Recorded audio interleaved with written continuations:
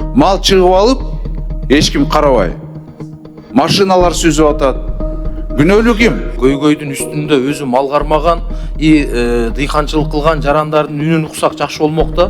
Мындай элдин жашоосун Европа башка өлкөгө салышпайлы да. Алишер Абибилаевич айткандай, булну биз мыйзамды коомдук талкууга күчөтүшүбүз керек. Эгинди тебелегендиги үчүн айыл чарба жаныбарларынын ээлеринин жоопкерчилигин күчөтүү жөнүндө мыйзам долбоору каралып жатат. Демилге кароосуз калган малдын дыйкан фермерлердин түшүмүнө келтирген зыянын азайтууга жана мал ээлеринин жоопкерчилигин жогорулатууга багытталат. Ага ылайык жеке жактар үчүн айып пулду 30 000 сомго чейин, ал эми юридикалык жактар үчүн 70 000 сомго чейин көтөрүү сунушталууда. Депутат Асан Бекешев тарабынан көтөрүлгөн демилге бүгүн 13 апрелде Жогорку Кеңештен агрардык саясат, суу ресурстары, жер казынасын пайдалануу, экология жана айлана чөйрөнү коргоо боюнча комитетинин жыйынына алып чыгылды. Малдын ээсине жакшы да, эч нерсени коротпойсуң, за счет кого ты живешь, андай болбош керек да.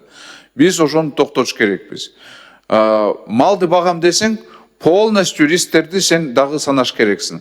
Кантип багам, каерде чоптоп алам, каяка алып барам, бүт баарын уже ойлонуш керек да. Биз ошого барбасак, ушундай эле мушташ, конфликт айылдарда ушундай эле боло берет.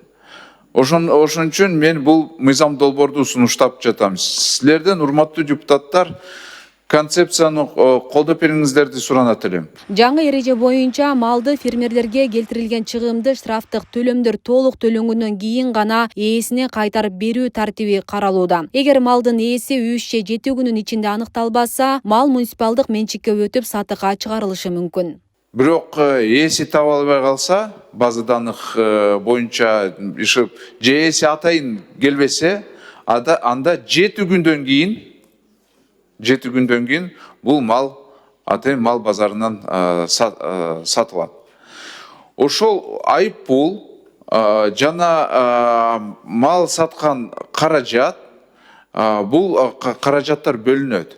Айып пул болсо 3/1 бөлүгү республикалык бюджетке, кийинкиси 3/1 бөлүгү жергиликтүү органга, анан кимге жердин ээсине, кимге ущерб кылса, ошого дагы 3/1 бөлүгү төлөнөт. Тармакта комитет малчынын жоопкерчилигин күчөткөн мыйзам долбоорун биринчи окууда карап, эл өкүлдөрү тарабынан талаш жараткан маселелер пайда болду. Эки тараптан мындай раат алып кетпесек, бул мыйзам долбоору менен айрым учурларда биз баягы айыл жергесинде, балким шаар жергесине жакын жерлер үчүн ыңгайлуудур, бирок айыл жергесинде элди экиге бөлүп ала турган жагдайлар болуп калышы мүмкүн да. Ошон үчүн экинчи окууга биз кошумча сунуш пикирлерибизди карап чыгалып, эгер туура көрсөңүз. Бирок концепция туура. Асан Далабаевич эми айылдагы элдердин образ жашоосуну эске алып туруп, образды биз, Махабат Тергешин, биз как раз образды оңдош керекпиз, өзгөртүш керекпиз. Эми биз ушундай жашай беребизби?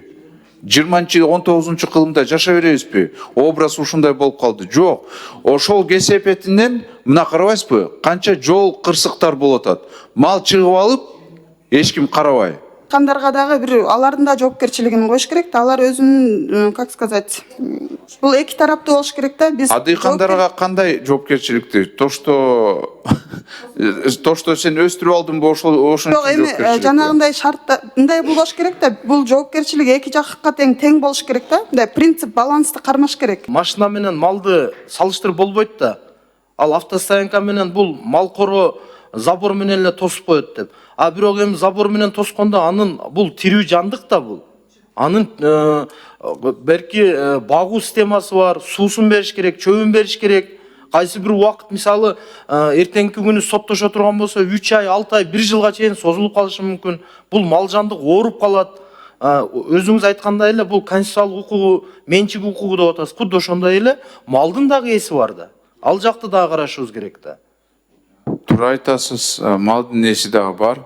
Малдын эси өзүнүн малдыгы жакшылап караш керек. Жөн эле мындай чыгарып, любой жерге алып барып андай болбойт. Кандайдыр бир убакыттан кийин эси табылып калса, ошондо биз деген айыл өкмөттүн кызматкерлерин азыр сот иштерине да катыштырып алабыз. Анткени сотко барат да, эгерде кандайдыр бир түшүнбөстүктөр келсе. Андан тышкары ушул жерде биз Генеральный прокуратуранын сунуштарын окуп турам. Бул жерде Конституцияга дагы кээ бир карама-каршылыктар келет деп жазылып турат. Это функция презумпция невиновности. Кантип айыл өкмөт азыр бирөөнү барып күнөөлөйт деп турат. Ошонун баары эске алындыбы? Мен негизи ушул айыл өкмөткө ушул функцияларды берүүдөнгө каршымын. 15-чи беренеде точно жазылган да турабы? Кыргызстандагы то есть частная собственность неприкосновенна депчи. Жеке менчик, тем более бирөөнүн мүлкү только соттун чечими менен алынат, берилет да. 61-чи беренесинде деле жазылып турат, ар ким өзүнүн укугун, эркиндиктерин сот аркылуу коркоо алат депчи. Ошон үчүн Генеральный прокуратура дагы ушул экиге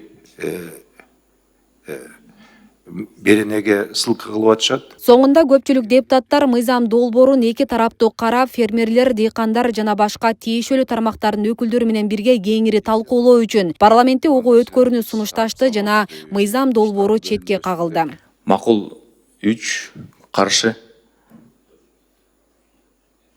5. Асия Сыдыкова, Регион телеканалы. Кабыл алынган жок. Чакыргандар бара берсеңиздер болот. Рахмат.